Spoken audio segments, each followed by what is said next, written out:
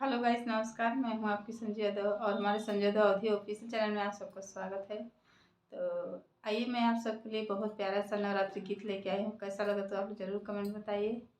और जितने हमारे न्यू दर्शक लोग हैं तो आप लोग चैनल को नहीं सब्सक्राइब किए, प्लीज़ दोस्तों आप लोग सब्सक्राइब कर लीजिए। और चलिए मैं आप लोग के लिए सुनाती हूँ, वीडियो को फुल वॉच करिए। पूरबू के देशवा से आवेली बझनिया हो के हथवा जोड़ी जोड़ी मैया से मांगेली वरदनवा हथवा जोड़ी जोड़ी।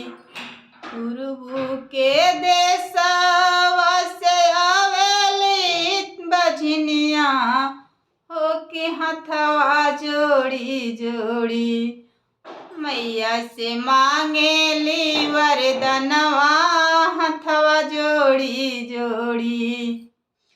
जब हो मोरी मैया दे तू गोदी में लालनवा हो के भोरवे भोरवाना मैया मोरी करबई पूजनवा हथवा जोड़ी जोड़ी ना मैया मोरी करबई हो पूजनवा हथवा जोड़ी जोड़ी ना। नरियर चढ़ौबई मैया चुनारी चढ़ौबई मैया चुनारी चढ़ौबई हो के हथवा जोड़ी जोड़ी करबई तोहर हो पूजनवा हथवा जोड़ी जोड़ी मैया मोरी करबई हो पूजनवा हथवा जोड़ी जोड़ी ना।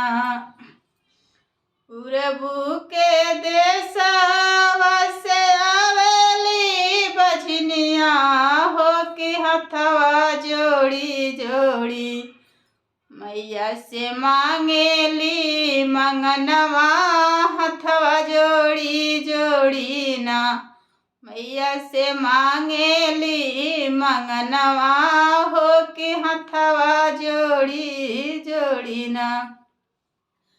जो हो मोरी मैया देती गोदी में लालनवा हो के भोरवे हो भोरवाना करबई तो हरी हो पूजनवा हो के हथवा जोड़ी जोड़ी ना करबई तोहर हो पूजनवा हो के हथवा जोड़ी जोड़ी ना।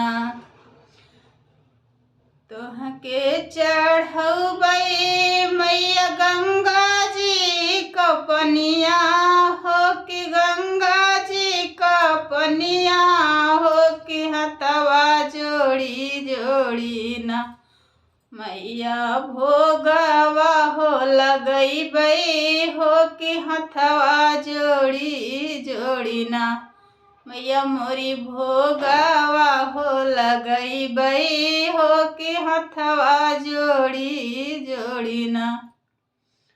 पूरबू के देशवा से आवेली बझनिया हो के हथवा जोड़ी जोड़ी ना मैया से मांगेली हो मंगनवा हो के हथवा जोड़ी जोड़ी ना।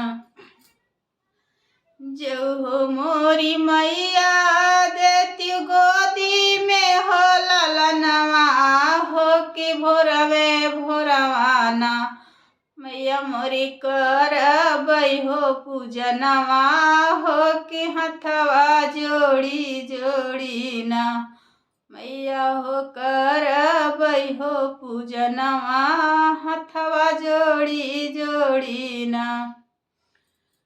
फूलवा ही चुनी चुनी मैया आसना हो लगैबई मैया आसना हो लगैबई हो के भोरवे भोरवाना मैया मोरी करबई हो पूजनवा हथवा जोड़ी जोड़ी ना मैया मोरी करबई हो पूजनवा हथवा जोड़ी जोड़ी ना। पूर्व के देशवा से आवेली बझनिया हो कि मैया से मांगैला अपने गोदिया में हो ललनवा हथवा जोड़ी जोड़ी ना मैया से मांगेली हो ललनवा हथवा जोड़ी जोड़ी ना। तो कैसा लगा तो आप लोग ज़रूर कमेंट में बताइए।